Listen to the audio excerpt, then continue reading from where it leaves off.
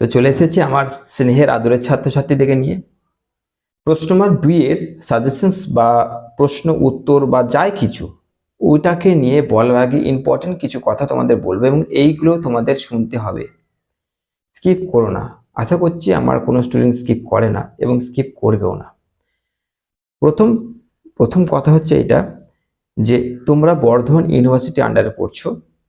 Kalyani university আন্ডারে যত students রয়েছে তাদের অবস্থা কিন্তু তোমাদের তুলনায় অনেকটাই খারাপ। খারাপ বলতে গেলে কিরকম বলবো, মানে যেহেতু আমি আদার্স কোনো ইউনিভার্সিটির জন্য আপলোড করতে পারছি না এবং না পারার কারণ এমন একজনও স্টুডেন্টস নিয়ে জানে না যে আমি কেন আপলোড করতে পারছি না।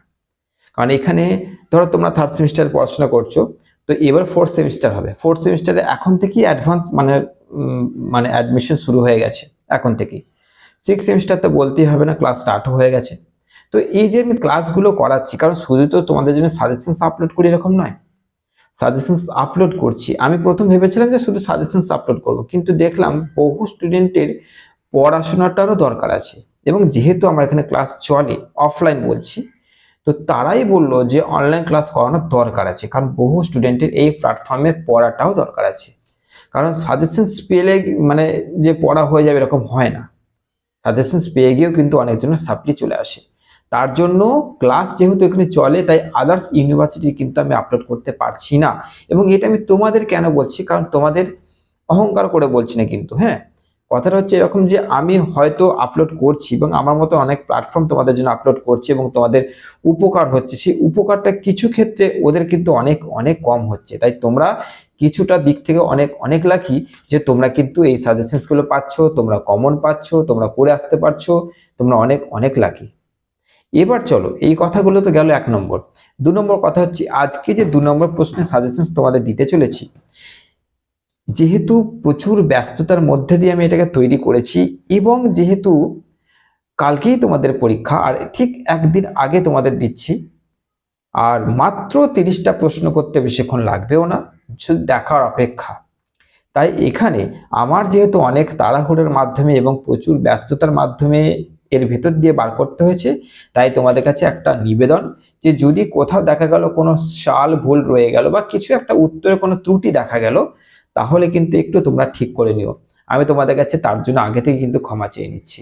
অনেক ব্যস্ততার মধ্যে কিন্তু বার করতে হয়েছে এবং আমি এখন কেন করলাম, এখন করার কারণ হচ্ছে শর্ট কোশ্চেন ঠিক পরীক্ষার একদিন আগেই দেওয়া উচিত, তাহলে আমাদের মনে থাকে। ওকে, আর সময় যেহেতু নেই তাই বেশি কথা বাড়াচ্ছি না।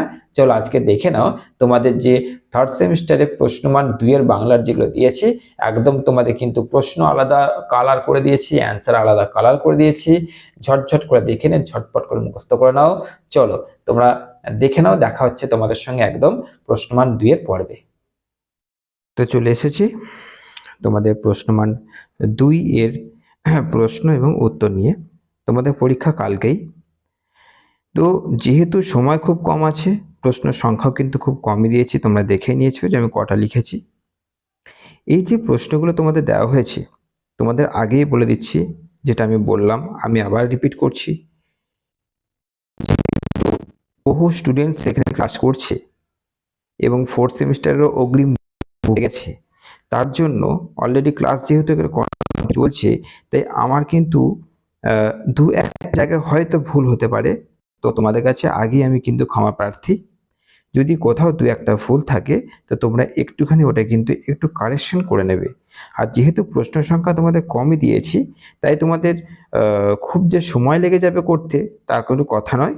ভালো করে দেখে নাও, তোমাদের প্রশ্ন ওর উত্তর দুটোই কিন্তু আলাদা আলাদা কালিতে আলাদা আলাদা কালার করে তোমাদের দিয়েছি তোমাদের সুবিধার্থে। প্রথম গ্রন্থকারে কত সালে প্রকাশিত হয়, কে সম্পাদনা করেন? দেখতে পাচ্ছ 1916 খ্রিস্টাব্দে হরপ্রসাদ শাস্ত্রী। 2 নম্বর, দুজন পদ রচয়িতার নাম কানহুপাদ, ডম্বিপাদ। শ্রীকৃষ্ণ কীর্তন কাব্যের প্রধান চরিত্রগুলির নাম কি? রাধা, কৃষ্ণ ও বড়াই। শ্রীকৃষ্ণ কীর্তনের পুঁথি কে? শ্রীকৃষ্ণ কীর্তন এর রচয়িতার নাম লেখো। বসন্ত রঞ্জন রায়, 1909 খ্রিস্টাব্দে, বড়চণ্ডী দাস। 4 অধ্যায় গ্রন্থের প্রকাশকাল উল্লেখ করে। এই গ্রন্থের দুটি চরিত্রের নাম কি? 1934, ইন্দ্রনাথ ও এলা। বাংলা রামায়ণের শ্রেষ্ঠ অনুবাদক কে? তার অনুদিত গ্রন্থটির নাম কি? কৃত্তিবাস ওঝা, কৃত্তিবাস রামায়ণ ও শ্রীরাম পাঁচালী বা শ্রীরাম পাঁচালী। দেখো, দেনা পাওনা গল্পের নায়িকার নাম কি? রবীন্দ্রনাথের লেখা। প্রাকৃত গল্পের নাম লেখো শান্তি, এবং গল্পের নাম হচ্ছে গোরা।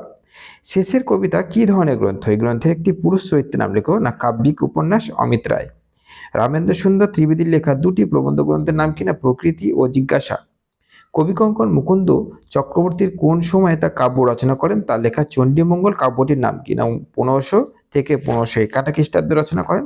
তার লেখা চণ্ডীমঙ্গল কাব্যের নাম, এখানে কিন্তু আমি দেখতে পাচ্ছি যে তোমাদের একদম এই পেজে চলে এসছে যে কালকেতু ও ফুল্লরা, অর্থাৎ কালকেতু ফুল্লরা একটাই। চৈতন্য সমসাময়িক দুজন পদকর্তার নাম কি? না বিদ্যাপতি ও চণ্ডীদাস। বিজন ভট্টাচার্যের লেখা দুটি নাটকের নাম কি? না নবান্ন ও মরাচাঁদ। অভিনব জয়দেব কাকে বলা হয়? তার রচিত একটি গ্রন্থের নাম কি? না বিদ্যাপতি পদাবলী। চৈতন্য পরবর্তী দুজন বৈষ্ণব পদকর্তার নাম কি? না গোবিন্দ দাস ও জ্ঞানদাস। গৌড়ীয় ব্যাকরণ কার লেখা? গ্রন্থটি প্রথম প্রকাশকার লেখক রাজা রামমোহন রায়, 1833। ভারতচন্দ্র কার সভাকবি ছিলেন? ভারতচন্দ্রের উপাধি কি ছিল? কৃষ্ণচন্দ্র রায় সভাকবি ছিলেন। উপাধি ছিল, দেখতে পাচ্ছ, রায় গুণাকর। প্রভাবতী সম্ভাষণ কে রচনা করেন? কার স্মরণে এই গ্রন্থটি রচিত? ঈশ্বরচন্দ্র বিদ্যাসাগর তার স্ত্রী ভগবতী দেবীর স্মরণে কিন্তু রচনা করেছেন। বেতাল পঞ্চবিংশতি কার লেখা? এটি মূল কোন গ্রন্থ থেকে অবলম্বন করে লেখা? না বিদ্যাসাগর লিখেছেন। বৈতাল 25 থেকে লেখা। ফোর্ট উইলিয়াম কলেজ কে প্রতিষ্ঠা করেন? এই কলেজে দুজন লেখকের নাম কেন? লর্ড ওয়েলেসলি করেন, এবং উইলিয়াম কেরি ও মৃত্যুঞ্জয় বিদ্যালঙ্কর হচ্ছে লেখক। বঙ্কিমচন্দ্র রচিত প্রথম উপন্যাস কোনটি? উপন্যাসটি প্রকাশকাল উল্লেখ করো। 1865 মার্চ মাস, দুর্গেশ নন্দিনী। জীবনানন্দ দাশের লেখা প্রথম কাব্যগ্রন্থ কোনটি এবং কত খ্রিস্টাব্দে তা প্রকাশিত হয়? ঝরা পালক, 1987 খ্রিস্টাব্দে। বড়দিদি কার লেখা? এই লেখকের আরেকটি উপন্যাসের নাম লেখো। শরৎচন্দ্র চট্টোপাধ্যায়। তারপরে কোশ্চেন দেখো, তোমরা দেখতে পাচ্ছ 23। জিজ্ঞাসা প্রবন্ধ গ্রন্থটি কে রচনা করেন? গ্রন্থটি প্রকাশকাল কত? রামেন্দ্র সুন্দর ত্রিবেদী, 1919।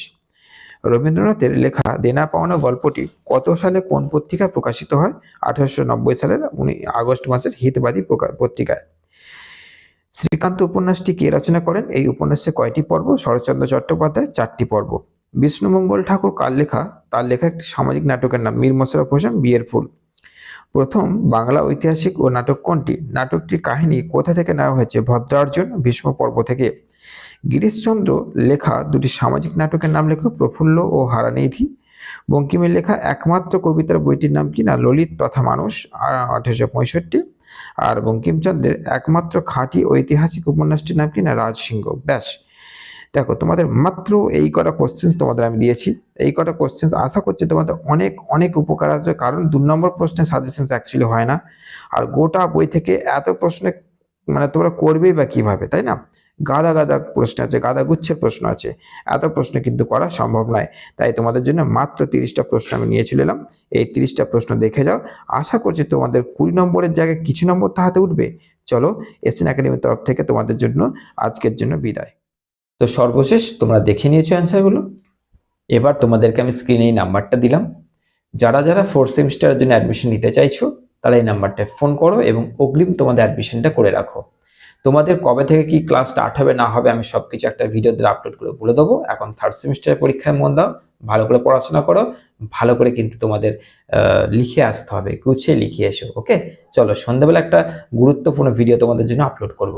ভালো থেকো, সুস্থ থেকো।